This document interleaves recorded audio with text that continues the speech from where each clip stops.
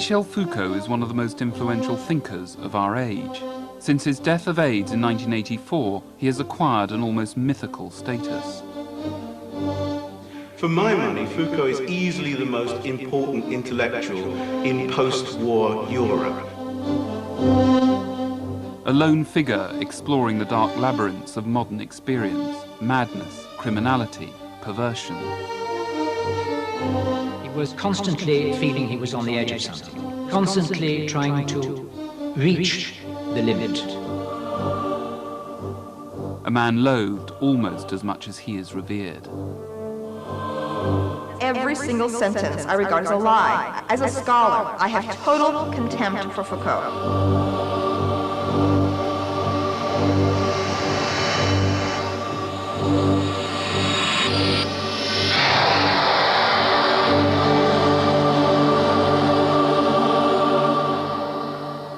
Along with Roland Barthes and Jacques Derrida, Michel Foucault is usually linked with a post-war generation of French thinkers whose ideas about language helped shape our understanding of the postmodern world. Le comportement criminel, le comportement de délinquance, la transgression des lois sont des comportements en eux-mêmes trop complexes, dont on connaît trop mal les déterminations. Foucault, however, was unique. He went beyond language to examine the nature of society itself, the nature of man. He was interested in what lay beyond what we accept as normal and natural, and the way transgression and deviancy can take us there. Furthermore, as no fewer than 3 biographies published in English this year have revealed, Foucault's interest in such themes was more than merely academic. One book in particular has aroused controversy for dwelling on how Foucault himself transgressed, how his life became a deeply personal quest into a world beyond good and evil. Foucault was preoccupied with exploring states that were beyond normal everyday experience. Drugs was one such realm of experience. Certain forms of eroticism would create unusual sensations, and that it was important for him as a way of reconfiguring and reimagining the world and his place in the world. Eroticism, drugs, the realm beyond normal experience, these are unusual themes for a modern philosopher.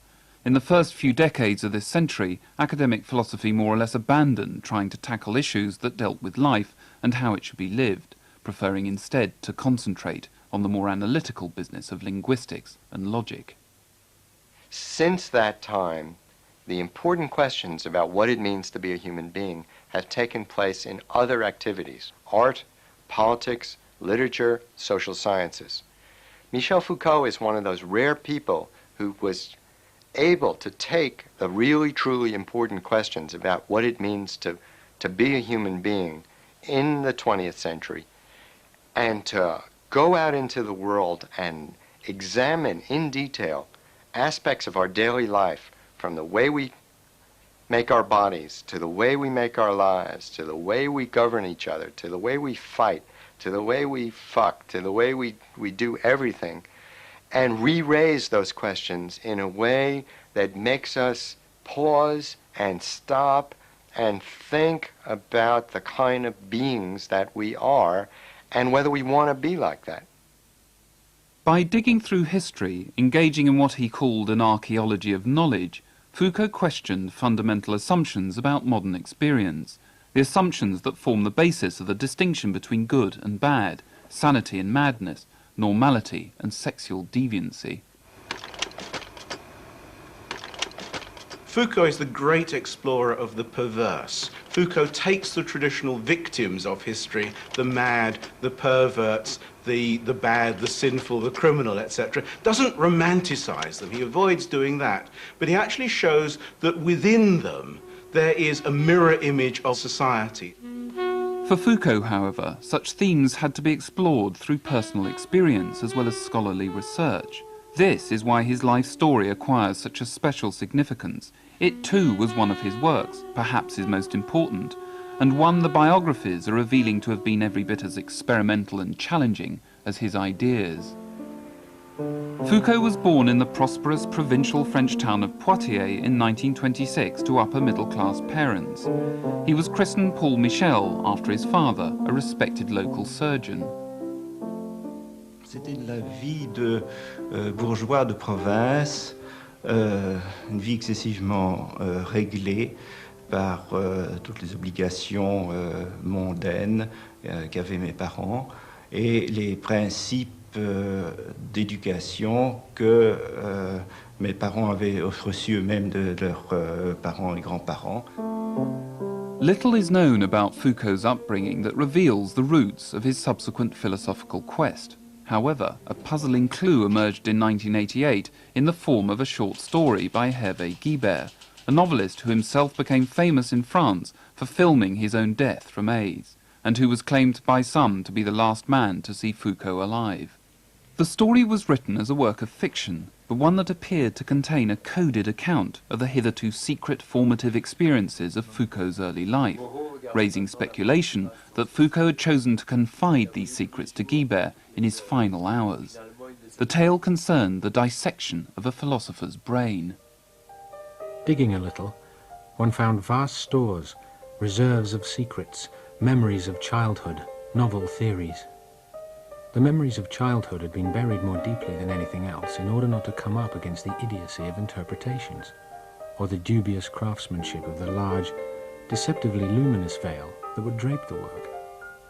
In the sanctuary of his vessels lurked 2 or 3 images, like terrible dioramas. One of the images was of a young boy forced by his surgeon father to witness an amputation in order to prove his virility, an ordeal that Foucault may well have experienced, though there's no independent confirmation that he did. Another image relates to an episode that, if true, might shed light on Foucault's adult preoccupation with confinement and crime. It tells of the boy's excitement at walking past a local courtyard, famous as the location of the woman known as the sequestered of Poitiers. What makes this story convincing is that there really had been such a woman, discovered in 1901, locked by her upper-class family in a windowless room, with scarcely enough food to survive, living in excrement and covered with lice. Surveying the room, officials discovered an inscription scrawled on the walls. To create beauty, not out of love or liberty, but solitude forever, you must live and die in a dungeon. I came across Guibert's short story at the very end of writing my book, and the feeling I had as I read the short story was a shock of recognition. And in my bones, I thought, this is true. But of course, there was no way to say this is true, and in a certain sense, I had to distrust the response because the stories were too perfect. And I set about trying to establish the possible veracity of these stories, and all of the stories that Guibert tells are plausible, and there's a way in which I think they probably are true, but what's most wonderful about them in the Guibert story is that they're rendered in the form of a fiction that makes them not directly available to be plugged into an easy biography, an easy kind of pseudo-Freudian reduction of a life. And that seemed like a wonderful gesture by Guibert as a writer to his dead friend. By teasing biographers with these enticing glimpses of Foucault's tortured upbringing, Guibert pointed up the problem of trying to understand Foucault's life without at the same time undermining his work. Foucault's writings radically undermine common-sense ideas about human nature and morality that biographies inevitably rely on to make sense of their subjects. Nevertheless, the fact remains that it's a life that lends itself to biographical interpretation.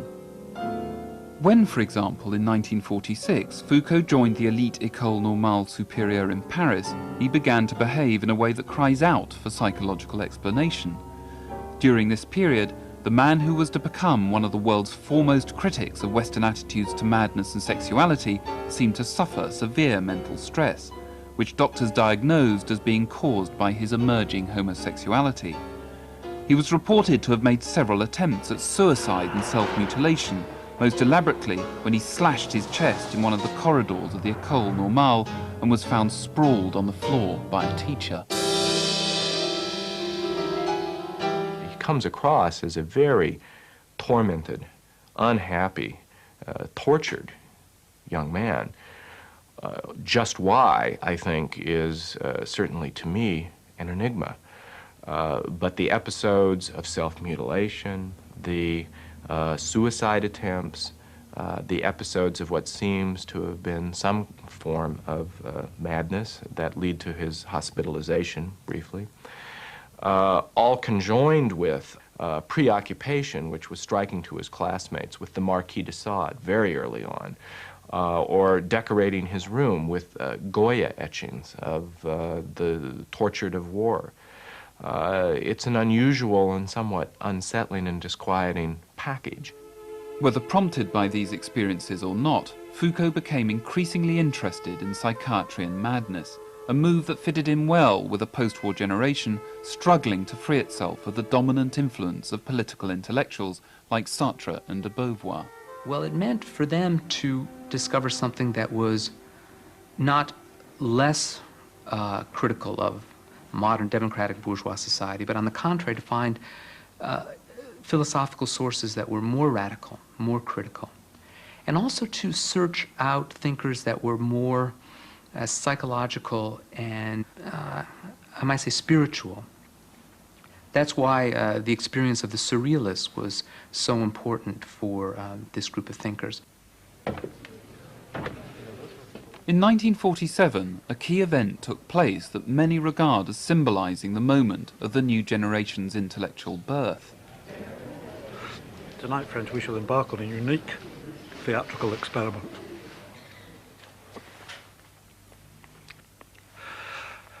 In this very cockpit, we will stir up... It was a theatrical performance given by the legendary French avant-garde artist and actor Antoine Artaud. Fresh out of psychiatric hospital, Artaud attempted to enact what he called a theatre of cruelty, a performance that would lay bare on the open stage his inner torments. But deep in our interior. Artaud's last performance created an electrifying effect in Paris because it marked, I think, implicitly to many young students, such as Foucault, a tangible break with the preoccupations of Sartre, de Beauvoir, the group around Le Temps Moderne, the extremity of the performance, the volatility of the emotions that were on display, the sense of uncertainty as to what extent what Artaud was doing was theater, or rather the involuntary ejaculations of a madman. There's nothing like an insane asylum to tenderly incubate death. Oh, Didi. Oh, Dada. Oh, Dei Orzura. There rises again the old warrior of the insurgent cruelty, the unspeakable cruelty of living and having no being that can justify you. War will replace the father-mother. The question of when is a person mad and the uncertainty of how you draw the line, particularly when that person is a public figure in the midst of a creative act, is very suggestive for Foucault. It was this problem of identifying the dividing line between madness and sanity that was to become the preoccupying theme of Foucault's first great work, his doctoral thesis that was published under the title Madness and Civilization. It was a truly startling debut, announcing a major new talent with its use of strange, evocative imagery. À la fin du Moyen Âge, la lèpre disparaît du monde occidental. At the end of the Middle Ages, leprosy disappeared from the Western world. In the margins of the community, at the gates of cities, there stretched wastelands which sickness had ceased to haunt, but had left sterile and long uninhabitable. For centuries, these reaches would belong to the non-human. They would wait, soliciting with strange incantations a new incarnation of disease, another grimace of terror, renewed rites of purification and exclusion. Something new appears in the imaginary landscape of the Renaissance. Soon it will occupy a privileged place there. The ship of fools, a strange drunken boat that glides along the calm rivers of the Rhineland and the Flemish canals. It is possible that these ships of fools, which haunted the imagination of the entire early Renaissance, were pilgrimage boats, highly symbolic cargoes of madmen in search of their reason. D'insensés en quête de leur raison. The Ship of Fools is a very powerful image in Foucault because it brings out his notion of an ambivalence in the figure of the mad person. We're not here dealing with somebody who is psychiatrically ill in the modern sense. We are dealing with a cultural figure who is both good and bad, who is creative but also fearsome. On the Ship of Fools, it's a bit like an excursion. It's a journey down the river of life. It is part and parcel of everybody's experience. Behind the revelation of madness as a power rather than a disability lay a deeper and more unsettling insight that science and rationality, those twin peaks of human achievement, might themselves be inhumane, turning the medieval figure of the fool into the modern figure of the freak. An orthodoxy had come about in the thinking of the history of psychiatry that, roughly speaking, went as follows. That the further back you went, the worse mad people were treated. They were neglected, they were beaten, they were whipped, they were expelled from society. Foucault totally stood that explanation on its head. Instead of this sort of optimistic, liberal, warm and cosy vision of the history of madness, the history of psychiatry that people have been putting forward, Foucault emphasized that things in some sense had got worse. The more people cared, the less people cured, the more people intervened, the more they oppressed. The message of Madness and Civilization was certainly controversial, but not simply because it questioned cherished beliefs. Its methods too broke the rules. It was neither a conventional work of philosophy nor of history. It seemed instead to rely on a new way of writing, one that was more concerned with excavating madness's powerful archetypes, its imaginary as well as actual presence in each age. Well, I think when Madness and Civilization first appeared, it caused something of a shock, especially for historians, because it was such a different way of going about doing things. It's not just that he talked about insanity as coming out of an earlier tradition of treating people who were outsiders in some kind of way. It's not just the creation of a category of deviance, it's the idea of relating it to the basic nature of Western culture. As a scholar, I have total contempt for Foucault. He was a liar and he was a fraud. Right? He pretended to knowledge that he did not have. He was a man of very high IQ. If he had put the time in to master the areas he should have, if he had really done the inquiries he should have, beginning by studying ancient history, by studying anthropology, studying political science, and being honest about his true influences, then I could respect him. I'm afraid people who admire Foucault feel the slick, glossy surface and think that in some sense it's depth, and it isn't. Fraud or not, superficial or not, Foucault certainly got a reaction. Madness and Civilization confirming his position on the world intellectual stage and establishing a way of examining modern life that was to be distinctively his for the coming decade.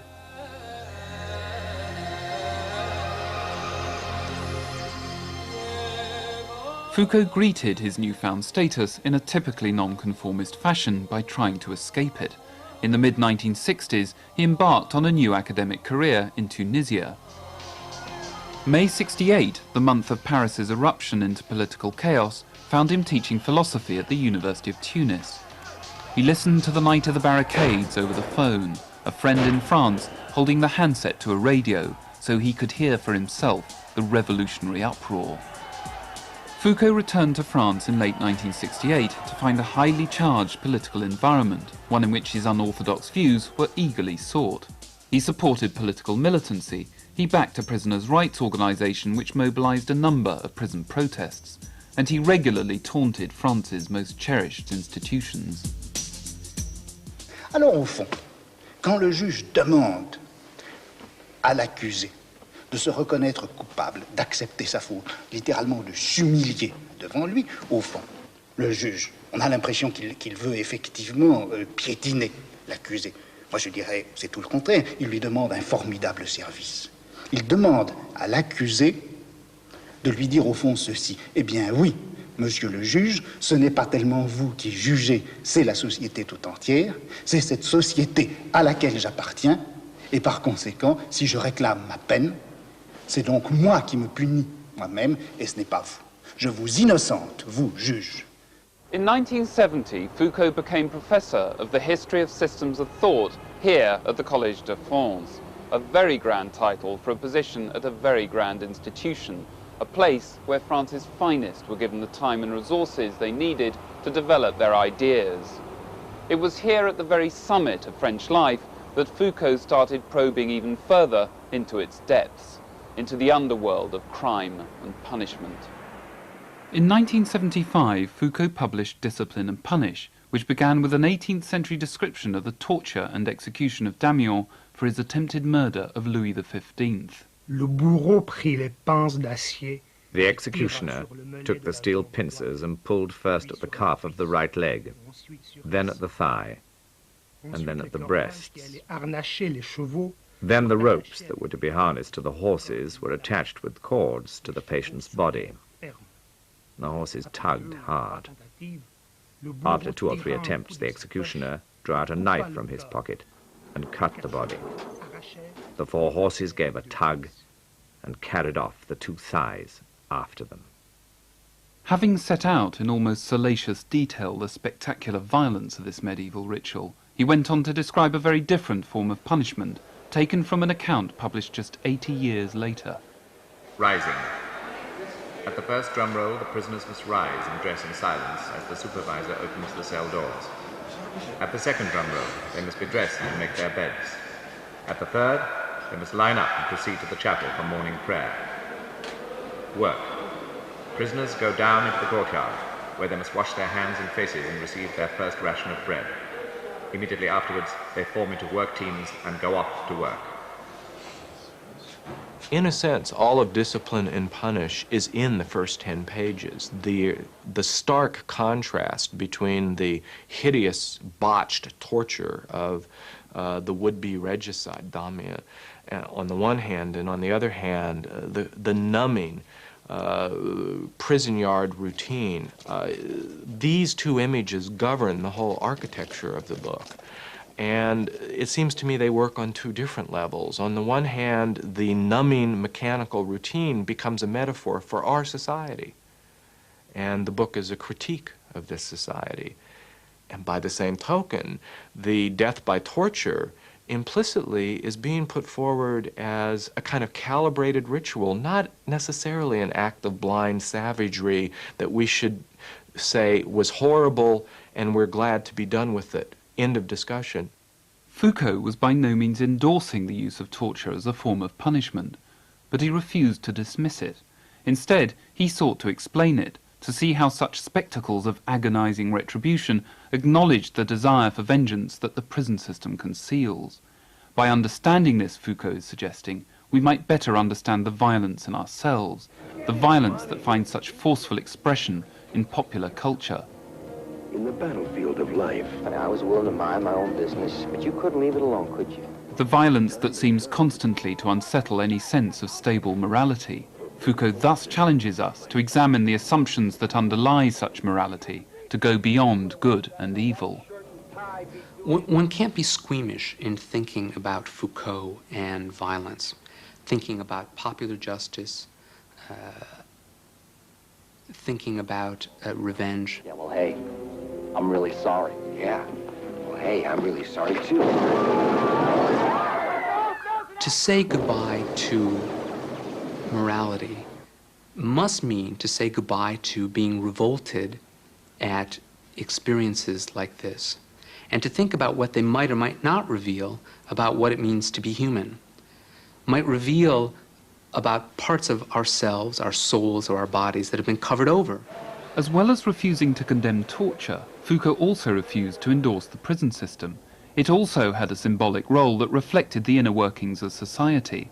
The rationalist principles that produced the prison had also produced what Foucault called panopticism, the state as the all-seeing eye, modelled on the panoptical prison design first proposed by the British reformer Jeremy Bentham. On the periphery, an annular building. In the centre, a tower. It then suffices to place a supervisor in the central tower and a madman, a patient, a condemned man, a worker, or a schoolboy in each cell. So many cages, so many little theatres in which each actor is alone, perfectly individualized and constantly visible. Full light and the gaze of a supervisor capture better than darkness, which was ultimately a protection. Visibility is a trap. Prisons are something that, by and large, most of us don't have anything to do with. And he made them visible by showing us how the very architectural construction of the space in the prison serves a whole range of other functions, and why it is that separate cells, long hallways, central courtyards, exercise arenas suddenly then are not neutral, and then when we then go to the high schools that we were all raised in, we suddenly see a range of the same kind of spatial arrangements and begins to raise questions about why is it that classrooms are arranged in the way they are? Why is it that there are doors on the toilets?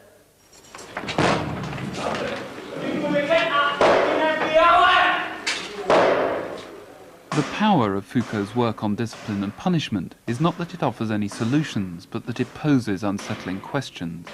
How convincing is modern scientific society's pious belief in its own progress?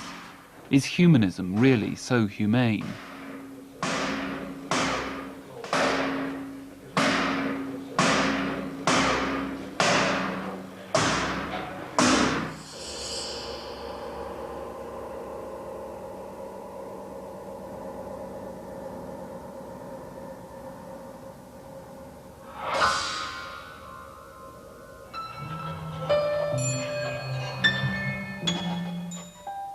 In the spring of 1975, Foucault visited America. Feeling increasingly trapped by his fame in France, he had developed a passion for the place, for the rich diversity of sensual as well as intellectual opportunities it offered. It was his new frontier. One day, he decided to accompany two friends on a drive into the desert. Their chosen destination was popular among Californians at the time, Death Valley, one of the hottest and most hostile places on Earth. They arrived in the evening and parked at Zabriskie Point, overlooking the valley. They took LSD, played Stockhausen, and watched the night draw in.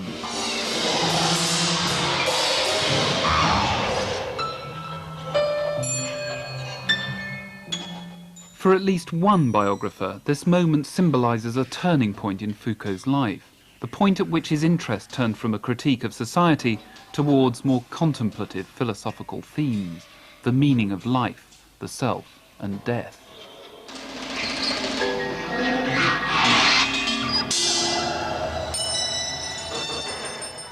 In writing my book, I was struck that every single person that I spoke with had heard about Foucault's experience in Death Valley. He invariably reported that this was the greatest experience in his life, the most transformative, important experience in his life. And this is saying something because this was a life punctuated by adventurous, interesting, important experiences. By taking LSD, by disorganizing his thoughts and taking that risk for the first time, Foucault was led to think in new ways about both himself and his sexuality. During the 70s, Foucault's attachment to America deepened, and so too its attachment to him. He became a cult figure, an exotic focus for campus radicalism. No, you see, when I am in the States, I look at American TV very often, but it's only to learn English or American. But as well as academic success, Foucault also found in America, and especially California, a celebration of sexual adventure, a carnival of self-discovery neither he nor anyone had ever witnessed before. In the pre-AIDS era of the late 1970s, the bars and bathhouses of San Francisco offered a veritable theme park of erotic and narcotic adventure. Laboratories of sexual experimentation, Foucault called them. Places where practices like sadomasochism weren't treated as weird or sick, but creative and liberating. Here, man was reborn free, and everywhere he was in chains.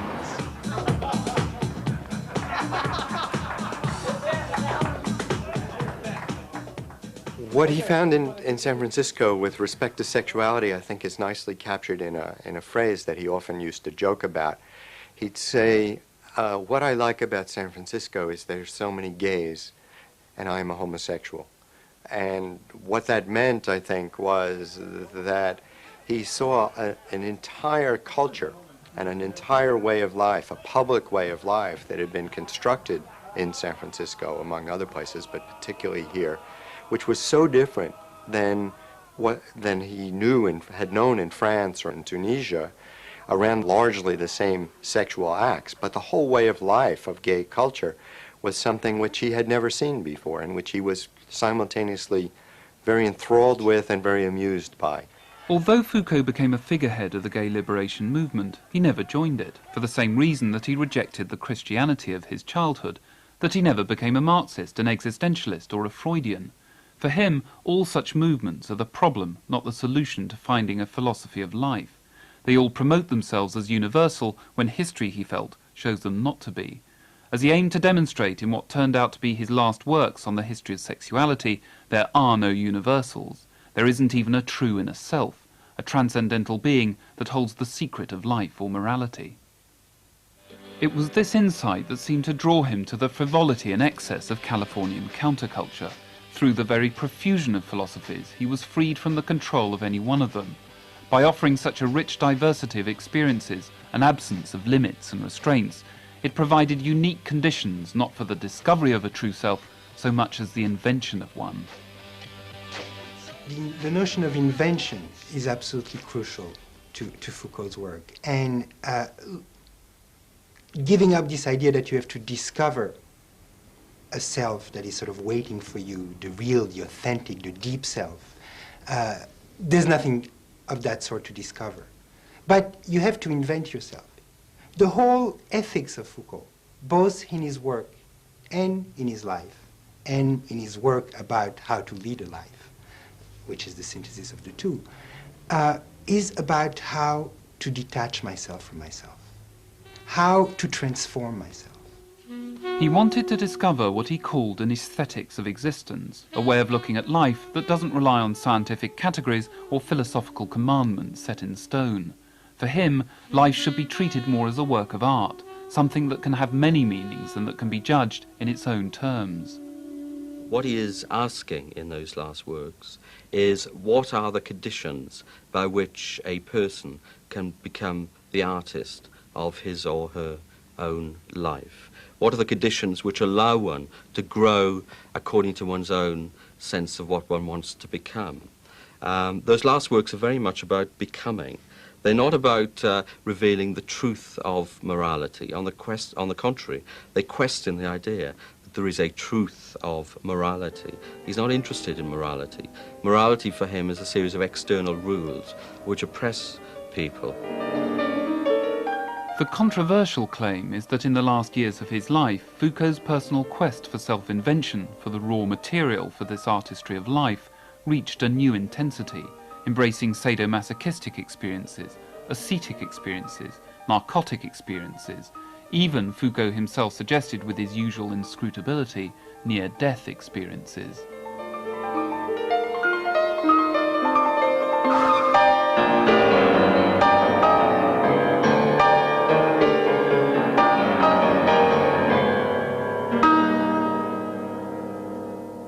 Foucault, quite by accident, is hit by a car and suffers serious injuries as a result, yet takes away from this experience, he says in public and to at least one friend, a vision of bliss, that somehow to have felt oneself to be on death's doorstep is the most pleasurable experience he's ever had. And in the public interview, when he makes this comment, as always with Foucault, you never know whether he's being ironic or serious. It's a thin line, and I tend to think he's usually smiling, and through the Cheshire Cat's grin is something that's of the essence biographically. So you have to somehow keep the irony but take seriously what's being told to you with the smile. On the 2nd of June 1984, Foucault collapsed in his Paris apartment. The cause was nothing to do with the injuries sustained by the car accident, which had happened several years earlier. It was the onset of AIDS. He was immediately taken to Salpêtrière Hospital the place where he had first embarked on his studies of madness. He died there on the 25th of June, aged 57. Et puis ce matin à Paris, dernier hommage au philosophe Michel Foucault. The announcement made the national news, and at his funeral he was acclaimed one of the century's great philosophers. However, in a decision that was to add the same twist of controversy to his death that had attended so much of his life, the cause of his illness was kept secret, the hospital announcing that he had died of a brain infection. His brother, a doctor, knew the true cause, though decided to keep it to himself. C'était une impression assez épouvantable, parce que quand il se plaignait justement de ces petits malaises plusieurs mois auparavant, j'avais dit, j'espère que ce n'est pas le signe. Je ne tenais pas à ce que ma mère le sache. Pour le reste, je m'en moquais un petit peu de ce que les gens pouvaient en penser. Eventually, the true cause of Foucault's death became public knowledge, but even as it did so, the scent of scandal remained. There were wild rumours that he had actually sought to contract the disease in some sort of final suicidal gesture, and Hervé Guibert, the writer whose stories about amputation and confinement had been taken as readings of Foucault's early life, once more intervened. In a novel about AIDS, he wrote of a philosopher once again clearly modelled on Foucault, who had deliberately returned to California after hearing about the AIDS epidemic, fascinated by the persistence of San Francisco's bathhouse scene. The truth of Guibert's typically lurid tale remains unknown, but then, like so many of Foucault's own stories, perhaps its literal truth is irrelevant. Perhaps, like the story of the Ship of Fools or the torture of Damiens, it acts as a highly suggestive and discomforting image that sheds light on a testing issue. The issue in this case of how AIDS relates to the idea of testing the limits of experience, whether or not it might be what lies beyond good and evil. If there is a lesson in anyone's horrible death in this way, I don't think it is that he wished this death. I can't believe that Foucault wished his death at all, but especially this death. However, I think there is a lesson to be learned, which is that everything is not society.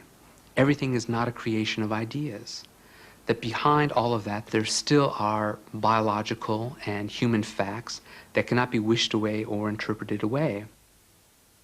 He could have died of any disease at any particular point of his life. He could have lived another 20 years. The fact that he died of an epidemic that was gaining a grip on the Western world at this time, I think is irrelevant to the meaning of his thought and the relevance of his thought in telling us something about the relationship between life and death. For the romantic biographer, or for those who want to deny the validity of his own ethical choices and ethical searches, it may seem a nice punctuation point. To those of us concerned with the validity of his search, of his journey, of his intellectual preoccupations, it's like an accident on a difficult journey. The wider issue is whether Foucault's death, or his experiences of sadomasochism, or his suicide attempts, or his homosexuality, or his upbringing, can be used to explain his work.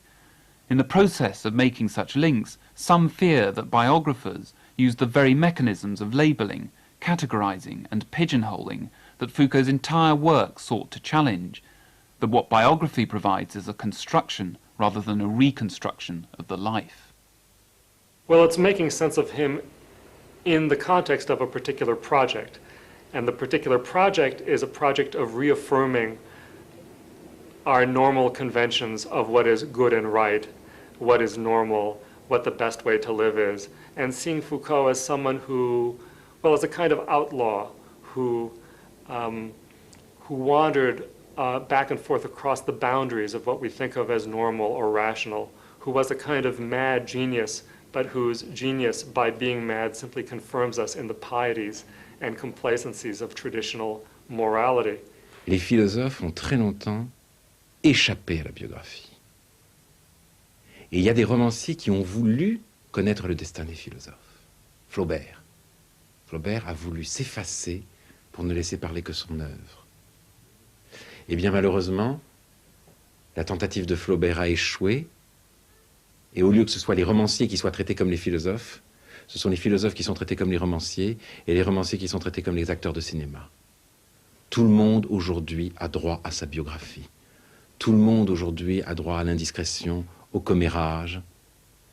Et l'œuvre, et au lieu que ce soit l'homme qui disparaisse derrière l'œuvre, c'est l'œuvre qui est dissoute dans le misérable petit tas de secrets. One of Foucault's most important contributions was to question the whole notion of man with a capital M, of some universal moral mannequin upon which we must all aim to be modelled. This man, he wrote, was himself an invention and would one day die. He will, Foucault memorably predicted, be erased, like a face drawn in sand at the edge of the sea. Whatever kind of man Foucault may have been, and whatever fate he himself met, it seems likely that his startling ideas will prove more enduring.